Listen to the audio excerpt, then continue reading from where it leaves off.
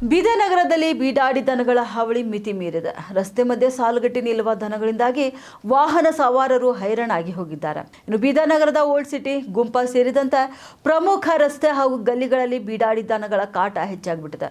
ಈ ದನಗಳು ಗುಂಪಾಗಿ ರಸ್ತೆ ಮಧ್ಯದಲ್ಲೇ ಮಲಗುವುದರಿಂದಾಗಿ ವಾಹನ ಸವಾರರು ಸಂಚರಿಸಲು ಹರಸಾಹಸ ಪಡ್ತಿದ್ದಾರೆ. ರಾತ್ರಿ ವೇಳೆಯಂತೂ ದನಗಳು ರಸ್ತೆ ಮೇಲೆ ಮಲಗಿರುವುದರಿಂದ ಸವಾರರಿಗೆ ಸರಿಯಾಗಿ ಕಾಣಿಸದೆ ಅಪಘಾತಗಳು ಕೂಡ ಸಂಭವಿಸುತ್ತಿವೆ ಎಂಬ ಆರೋಪಗಳು ಕೂಡ ಕೇಳಿಬರ್ತಿವೆ. ಇನ್ನು ಕೆಲವು ಕಡೆ ದನಗಳು ತಿಪ್ಪೆಗುಂಡಿಗಳಲ್ಲಿ ಹಾಗೂ ಕಸದ ರಾಶಿಯ ಮೇಲೆ ಮಲಗುತ್ತಿದ್ದು ರಸ್ತೆ ತುಂಬಾ ಗಲೀಜು ಹಡ್ತಿದೆ. ಇದರಿಂದ ಇಡೀ ಪ್ರದೇಶದಲ್ಲಿ ದುರ್ನಾತ ಬೀರ್ತಿದ್ದು, ಈ ಬಗ್ಗೆ ಮಹಾನಗರ ಪಾಲಿಕೆ ಅಧಿಕಾರಿಗಳು ಕೂಡಲೇ ಎಚ್ಚೆತ್ತುಕೊಂಡು ಬೀಡಾಡಿ ದನಗಳಿಂದ ಸಾರ್ವಜನಿಕರಿಗೆ ಆಗ್ತಿರುವಂತಹ ತೊಂದರೆಯಿಂದ ಮುಕ್ತಿ ಕೊಡಿಸಬೇಕು ಸಾರ್ವಜನಿಕರು ಒತ್ತಾಯ ಮಾಡಿದ್ದಾರೆ. ಬೀದರ್ ನಗರದಲ್ಲಿ ಸಾಕಷ್ಟು ಅಡ್ಡಾಡುವಂಥ ಸಂದರ್ಭದಲ್ಲಿ ಇವತ್ತು ನಾವು ಗಾಡಿ ಮೇಲೆ ಹೋಗ್ತಾ ಇರ್ತೀವಿ, ಎಲ್ಲಂದರಲ್ಲಿ ಎದುರಿಗೆ ಏನದಂದ್ರೆ ದನಗಳು, ಬಿಡಾಡಿ ದನಗಳನ್ನು ಕಾಣ್ತಾ ಇದ್ದಾವೆ. ಇವತ್ತು ನಮ್ಮ ಬೀದರ್ ಭಾಗದಾಗಿಂದ ಗೂಳಿ ಅಂತ ಹೇಳ್ತಾ ಇರ್ತೀವಿ.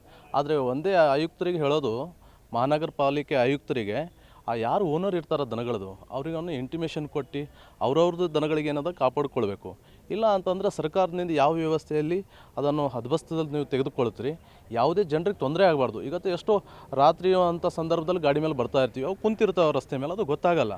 ಆಕಸ್ಟ್ ಇವತ್ತು ನಾವೆಲ್ಲೋ ಸಣ್ಣ ಮಕ್ಕಳಿಗೆ ತೊಗೊಂಡು ಹೋಗ್ತಾ ಇರ್ತೀವಿ, ಬ್ರೇಕ್ ಒಂದು ಹಾಕಿದಾಗ ಏನದಂದ್ರೆ ಸ್ವಲ್ಪ ಪ್ರಾಬ್ಲಮ್ ಆಗುವಂಥ ಸಮಸ್ಯೆ. ಇವತ್ತು ನಾವು ಎಲ್ಲೂ ಅಲ್ಲಿ ಆಕ್ಸಿಡೆಂಟ್ ಆಗೋದನ್ನು ನಾವು ಗಮನಕ್ಕಿದೆ ಮತ್ತು ನಾವು ಕಣ್ಣಾರೆ ನೋಡ್ತಾ ಇದ್ದೀವಿ. ಅದಕ್ಕೆ ಇಂಥವು ಯಾವುದೇ ಅನಾಹುತನ ತಡಿಬೇಕಾದ್ರೆ ಮಹಾನಗರ ಪಾಲಿಕೆ ಆಯುಕ್ತರಿಂದ ಎಚ್ಚೆತ್ತುಕೊಂಡು ತಕ್ಷಣದಿಂದ ರಾತ್ರಿಯಲ್ಲಿ ಅವರು ಒಂದು ಸರಿ ಚಕ್ಕರ್ ಬೀದರ್ ನಗರದಲ್ಲಿ ರೌಂಡ್ ಹೊಡಿಲಿ, ಅವ್ರಿಗೆ ಗೊತ್ತಾಗ್ತವೆ. ಈಗ ಅದು ಗುಂಪಾ ಈಗ ಹಡಪದಪ್ಪನ ಚೌಕ್ನಿಂದ ನಮ್ಮ ರಿಂಗ್ ರೋಡ್ ರಸ್ತೆಯಲ್ಲಿ ಕಾಣ್ತವೆ. ಈ ಕಡೆ ಡಿ ಸಿ ಆಫೀಸ್ ಕಡೆ ಸಹಿತ ನಾವು ನೋಡ್ತಾ ಇರ್ತೀವಿ.